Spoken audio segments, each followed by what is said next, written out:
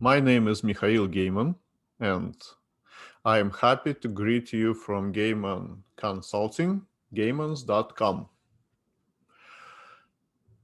This is reading number 5 from the booklet used to get Canadian citizenship.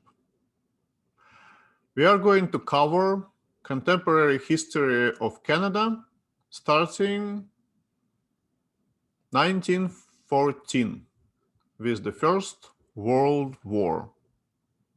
And we are going to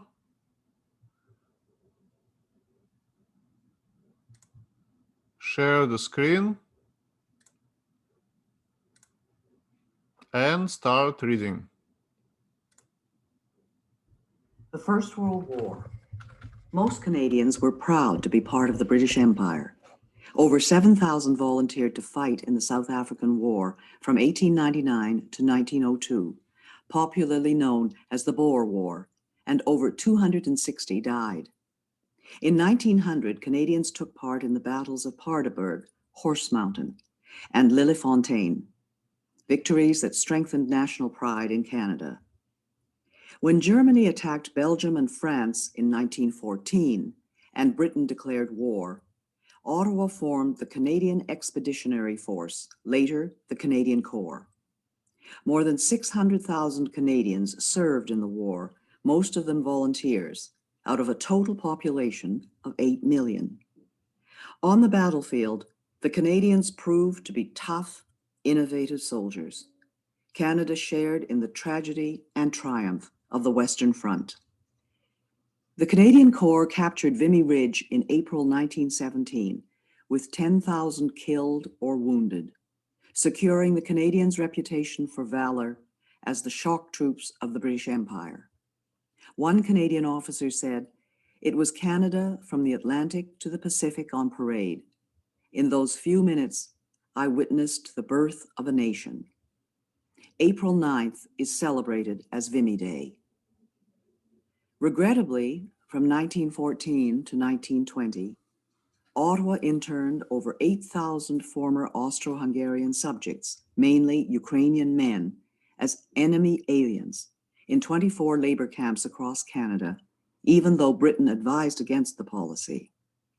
In 1918, under the command of General Sir Arthur Currie, Canada's greatest soldier, the Canadian Corps advanced alongside the French and British Empire troops in the last 100 days. These included the victorious Battle of Amiens on August 8, 1918, which the Germans called the Black Day of the German Army, followed by Arras, Canal du Nord, Cambrai, and Mons. With Germany and Austria's surrender, the war ended in the armistice on November 11, 1918. In total, 60,000 Canadians were killed and 170,000 wounded. The war strengthened both national and imperial pride, particularly in English Canada. Captions. Image of a sergeant, Fort Garry Horse of the Canadian Expeditionary Force in 1916. Image of Sir Arthur Currie, a reserve officer who became Canada's greatest soldier. Image of a cap badge with caption, "Maple Leaf Cap Badge from the First World War." Canada's soldiers began using the maple leaf in the 1850s. Image of the Vimy Memorial with caption, "The Vimy Memorial in France honors those who served and died in the Battle of Vimy Ridge on April 9, 1917, the first British victory of the First World War." Women get the vote. At the time of Confederation, the vote was limited to property-owning adult white males. This was common in most democratic countries at the time. The effort by women to achieve the right to vote is known as the women's suffrage movement. Its founder in Canada was Dr. Emily Stowe, the first Canadian woman to practice medicine in Canada. In 1916, Manitoba became the first province to grant voting rights to women. In 1917, thanks to the leadership of women such as Dr. Stowe and other suffragettes, The federal government of Sir Robert Borden gave women the right to vote in federal elections, first to nurses at the battlefront, then to women who were related to men in active wartime service. In 1918, most Canadian female citizens aged 21 and over were granted the right to vote in federal elections. In 1921, Agnes MacPhail, a farmer and teacher, became the first woman MP. Due to the work of Thérèse Casgrain and others, Quebec granted women the vote in 1940. Image of Agnes MacPhail. Image of a nurse with caption, "More than 3,000 nurses, nicknamed Bluebirds, served in the Royal Canadian Army Medical Corps, 2,500 of them overseas." Canadians remember the sacrifices of our veterans and brave fallen in all wars up to the present day in which Canadians took part, each year on November 11th, Remembrance Day. Canadians wear the red poppy and observe a moment of silence at the 11th hour of the 11th day of the 11th month to honor the sacrifices of over 1 million brave men and women who have served and the 110,000 who have given their lives. Canadian Medical Officer Lieutenant Colonel John McCrae composed the poem In Flanders Fields in 1915. It is often recited on Remembrance Day. In Flanders Fields, the poppies blow between the crosses, row on row that mark our place, and in the sky the larks, still bravely singing, fly scarce heard amid the guns below. We are the dead. Short days ago we lived, felt dawn, saw sunset glow, loved and were loved, and now we lie in Flanders Fields. Take up our quarrel with the foe. To you from failing hands we throw the torch. Be yours to hold it high. If ye break faith with us who die, we shall not sleep, though poppies grow in Flanders Fields. Caption: Images of Canadian soldiers observing Remembrance Day. Of a Remembrance Day poppy. Of a Canadian war veteran. And of scouts holding a Remembrance Day wreath. Between the wars. After the First World War, the British Empire evolved into a free association of states known as the British Commonwealth of Nations. Canada remains a leading member of the Commonwealth to this day, together with other successor states of the empire such as India, Australia, New Zealand, and several African and Caribbean countries. The Roaring Twenties were boom times with prosperity for businesses and low unemployment. The stock market crash of 1929, however, led to the Great Depression, or the Dirty 30s.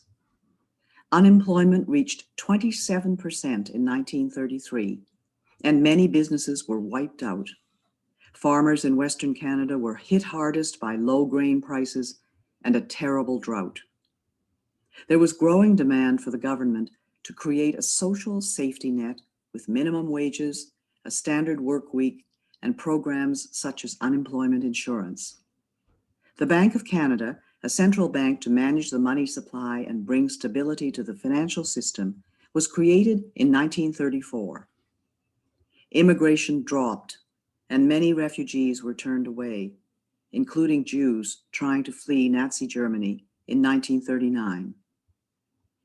Caption: Image of Phil Edwards with caption: Phil Edwards was a Canadian track and field champion. Born in British Guyana, he won bronze medals for Canada in the 1928, 1932, and 1936 Olympics, then graduated from McGill University Medical School. He served as a captain in the Canadian Army during the Second World War, and as a Montreal doctor, became an expert in tropical diseases. The D-Day invasion, June 6, 1944. In order to defeat Nazism and fascism, the Allies invaded Nazi-occupied Europe. Canadians took part in the liberation of Italy in 1943 to 1944. In the epic invasion of Normandy in northern France on June 6, 1944, known as D-Day, 15,000 Canadian troops stormed and captured Juno Beach from the German army, a great national achievement. Approximately 1 in 10 Allied soldiers on D-Day was Canadian. The Canadian Army liberated the Netherlands in 1944 to 1945 and helped force the German surrender of May 8, 1945, bringing to an end 6 years of war in Europe. Caption. Image of painting by Orville Fisher with caption, "In the Second World War, the Canadians captured Juno Beach as part of the Allied invasion of Normandy on D-Day, June 6, 1944. The Second World War.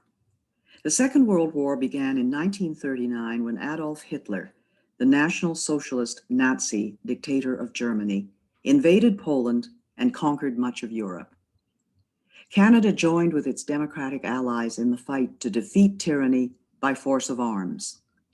More than 1 million Canadians and Newfoundlanders, at that time Newfoundland was a separate British entity, served in the Second World War out of a population of 11.5 million. This was a high proportion, and of these, 44,000 were killed. The Canadians fought bravely and suffered losses in the unsuccessful defense of Hong Kong in 1941 from attack by Imperial Japan, and in a failed raid on Nazi-controlled Dieppe on the coast of France in 1942. The Royal Canadian Air Force took part in the Battle of Britain and provided a high proportion of Commonwealth aircrew in bombers and fighter planes over Europe. Moreover, Canada contributed more to the Allied air effort than any other Commonwealth country, with over 130,000 Allied aircrew trained in Canada under the British Commonwealth Air Training Plan. The Royal Canadian Navy saw its finest hour in the Battle of the Atlantic, protecting convoys of merchant ships against German submarines. Canada's merchant navy helped to feed, clothe, and resupply Britain. At the end of the Second World War, Canada had the third largest navy in the world. In the Pacific War, Japan invaded the Aleutian Islands, attacked a lighthouse on Vancouver Island, launched fire balloons over BC and the prairies, and grossly maltreated Canadian prisoners of war captured at Hong Kong. Japan surrendered on August 14, 1945, the end of 4 years of war in the Pacific. Regrettably, the state of war and public opinion in BC led to the forcible relocation of Canadians of Japanese origin by the federal government and the sale of their property without compensation. This occurred even though the military and the Royal Canadian Mounted Police told Ottawa that they posed little danger to Canada. The Government of Canada apologized in 1988 for wartime wrongs and compensated the victims. Modern Canada. Trade and economic growth. Post-war Canada enjoyed record prosperity and material progress. The world's restrictive trading policies in the Depression era were opened up by such treaties as the General Agreement on Tariffs and Trade, now the World Trade Organization. The discovery of oil in Alberta in 1947 began Canada's modern energy industry. In 1951, for the first time, a majority of Canadians were able to afford adequate food, shelter, and clothing. Between 1945 and 1970, as Canada drew closer to the United States and other trading partners, the country enjoyed one of the strongest economies among industrialized nations. Today, Canadians enjoy one of the world's highest standards of living, maintained by the hard work of Canadians and by trade with other nations, in particular the United States. As prosperity grew, so did the ability to support social assistance programs. The Canada Health Act ensures common elements and a basic standard of coverage. Unemployment insurance, now called employment insurance, was introduced by the federal government in 1940. Old age security was devised as early as 1927, and the Canada and Quebec pension plans in 1965. Publicly funded education is provided by the provinces and territories. Captions. Image of a medical researcher. Image of Toronto with caption, Toronto's business district is also Canada's financial capital. International engagement. Like Australia, New Zealand, and other countries, Canada developed its autonomy gradually with a capacity to make significant contributions internationally. The Cold War began when several liberated countries of Eastern Europe became part of a communist bloc controlled by the Soviet Union under the dictator Joseph Stalin. Canada joined with other democratic countries of the West to form the North Atlantic Treaty Organization, or NATO, a military alliance, and with the United States in the North American Aerospace Defense Command, or NORAD. Canada joined international organizations such as the United Nations, or UN. It participated in the UN operation defending South Korea in the Korean War in 1950 to 1953, with 500 dead and 1,000 wounded. Canada has taken part in numerous UN peacekeeping missions in places as varied as Egypt, Cyprus, and Haiti, as well as in other international security operations, such as those in the former Yugoslavia and Afghanistan. Canada and Quebec. French-Canadian society and culture flourished in the post-war years. Quebec experienced an era of rapid change in the 1960s, known as the Quiet Revolution. Many Quebecers sought to separate from Canada. In 1963, Parliament established the Royal Commission on Bilingualism and Biculturalism. This led to the Official Languages Act of 1969, which guarantees French and English services in the federal government across Canada. In 1970, Canada helped found La Francophonie, an international association of French-speaking countries. The movement for Quebec sovereignty gained strength, but was defeated in a referendum in the province in 1980. After much negotiation, in 1982, the Constitution was amended without the agreement of Quebec. Though sovereignty was again defeated in a second referendum in 1995, the autonomy of Quebec within Canada remains a lively topic, part of the dynamic that continues to shape our country. A changing society. As social values changed over more than 50 years, Canada became a more flexible and open society. Many took advantage of expanding secondary and post-secondary educational opportunities, and a growing number of women entered the professional workforce. Most Canadians of Asian descent had in the past been denied the vote in federal and provincial elections.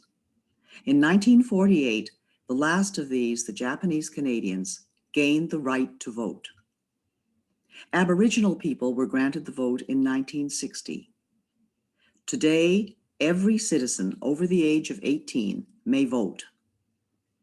Canada welcomed thousands of refugees from communist oppression, including about 37,000 who escaped Soviet tyranny in Hungary in 1956. With the communist victory in the Vietnam War in 1975, many Vietnamese fled, including over 50,000 who sought refuge in Canada. The idea of multiculturalism as a result of 19th and 20th century immigration gained a new impetus. By the 1960s, 1/3 of Canadians had origins that were neither British nor French, and took pride in preserving their distinct culture in the Canadian fabric. Today, diversity enriches Canadians' lives, particularly in our cities. Captions. Images of a Vietnamese Canadian parade and of an F-86 Sabre from the Royal Canadian Air Force. Arts and culture in Canada. Canadian artists have a long history of achievement in which Canadians take pride. Artists from all regions reflect and define our culture and forms of creative expression, and have achieved greatness both at home and abroad. Canadians have made significant contributions to literature in English and in French. Novelists, poets, historians, educators, and musicians have had a significant cultural impact. Men and women of letters included Stephen Leacock, Louis Aymon, Sir Charles G.D. Roberts, Pauline Johnson, Émile Nelligan, Robertson Davies, Margaret Lawrence, and Mordecai Richler. Musicians such as Sir Ernest Macmillan and Healy Willan won renown in Canada and abroad.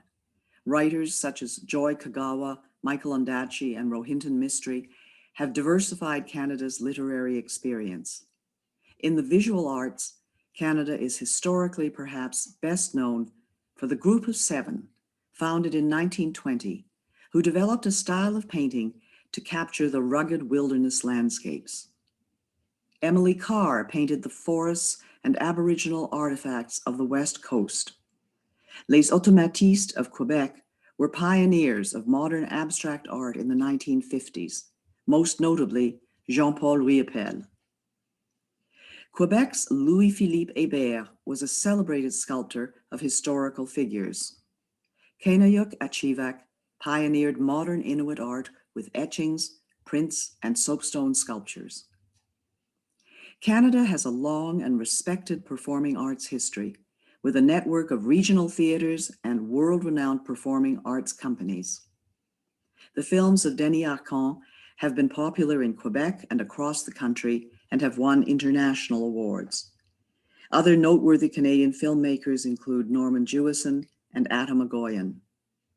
Canadian television has had a popular following. Captions: images of Cirque du Soleil and of Tom Thomson's painting, The Jack Pine. Sports have flourished as all provinces and territories have produced amateur and professional star athletes and Olympic medal winners. Basketball was invented by Canadian James Naismith in 1891. Many major league sports boast Canadian talent, and in the national sport of ice hockey, Canadian teams have dominated the world. In 1996, at the Olympic Summer Games, Donovan Bailey became a world record sprinter and double Olympic gold medalist. Chantal Petitclerc became a world champion wheelchair racer and Paralympic gold medalist. One of the greatest hockey players of all time, Wayne Gretzky, played for the Edmonton Oilers from 1979 to 1988. In 1980, Terry Fox, a British Columbian who lost his right leg to cancer at the age of 18, began a cross-country run, the Marathon of Hope, to raise money for cancer research. He became a hero to Canadians. While he did not finish the run and ultimately lost his battle with cancer, his legacy continues through yearly fundraising events in his name. In 1985, fellow British Columbian Rick Hansen circled the globe in a wheelchair to raise funds for spinal cord research. Canadian advances in science and technology are world-renowned and have changed the way the world communicates and does business. Marshall McLuhan and Harold Innis were pioneer thinkers. Science and research in Canada have won international recognition and attracted world-class students, academics, and entrepreneurs engaged in medical research, telecommunications, and other fields. Since 1989, the Canadian Space Agency and Canadian astronauts have participated in space exploration, often using the Canadian-designed and built Canadarm. Gerhard Hertzberg, a refugee from Nazi Germany, John Polanyi, Sidney Altman, Richard E. Taylor, Michael Smith, and Bertram Brockhaus were Nobel Prize-winning scientists. Captions: images of Donovan Bailey, Chantal Petitclerc, Terry Fox, and Wayne Gretzky. Image of Mark Tewksbury with caption, Mark Tewksbury, Olympic gold medalist and prominent activist for gay and lesbian Canadians. Image of Paul Henderson with caption.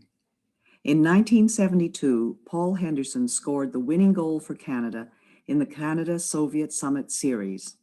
This goal is often referred to as the goal heard around the world and is still remembered today as an important event in both sports and cultural history. Image of Catriona LeMay Doan with caption, Catriona LeMay Doan carries the flag after winning a gold medal in speed skating at the 2002 Olympic Winter Games. Image of a Canadian football game with caption, Canadian football is a popular game that differs in a number of ways from American football. Professional teams in the Canadian Football League, CFL, compete for the championship Grey Cup, donated by Lord Grey, the Governor-General, in 1909. Great Canadian discoveries and inventions. Canadians have made various discoveries and inventions. Some of the most famous are listed below. Alexander Graham Bell hit on the idea of the telephone at his summer house in Canada. Joseph Armand Bombardier invented the snowmobile, a lightweight winter vehicle. Sir Sanford Fleming invented the worldwide system of standard time zones. Matthew Evans and Henry Woodward together invented the first electric light bulb and later sold the patent to Thomas Edison, who more famously commercialized the light bulb. Reginald Fessenden contributed to the invention of radio, sending the first wireless voice message in the world. Dr. Wilder Penfield was a pioneering brain surgeon at McGill University in Montreal and was known as the greatest living Canadian. Dr. John A. Hopps invented the first cardiac pacemaker, used today to save the lives of people with heart disorders. Spar Aerospace and the National Research Council invented the Canadarm, a robotic arm used in outer space. Mike Lazaradis and Jim Balsillie of Research in Motion, a wireless communications company known for its most famous invention, the BlackBerry. Caption. Image of Canadian scientific innovation at work with Canadarm2. Image of Sir Frederick Banting with caption, Sir Frederick Banting of Toronto and Charles Best discovered insulin, a hormone to treat diabetes that has saved 16 million lives worldwide. Want to learn more about Canada's history? Visit a museum or national historic site. Through artifacts, works of art, stories, images, and documents, museums explore the diverse events and accomplishments that formed Canada's history. Museums can be found in almost every city and town across Canada. National historic sites are located in all provinces and territories and include such diverse places as battlefields, archaeological sites, buildings, and sacred spaces. To find a museum or national historic site in your community or region, visit the websites of the Virtual Museum of Canada and Parks Canada listed at the end of this guide.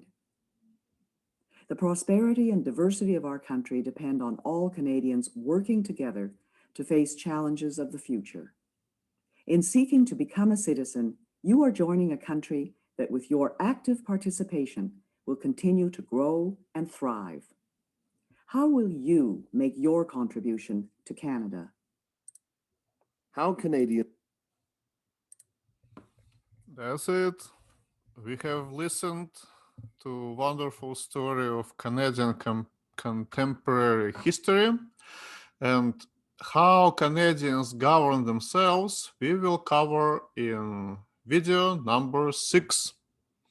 So thank you for watching the 5th video.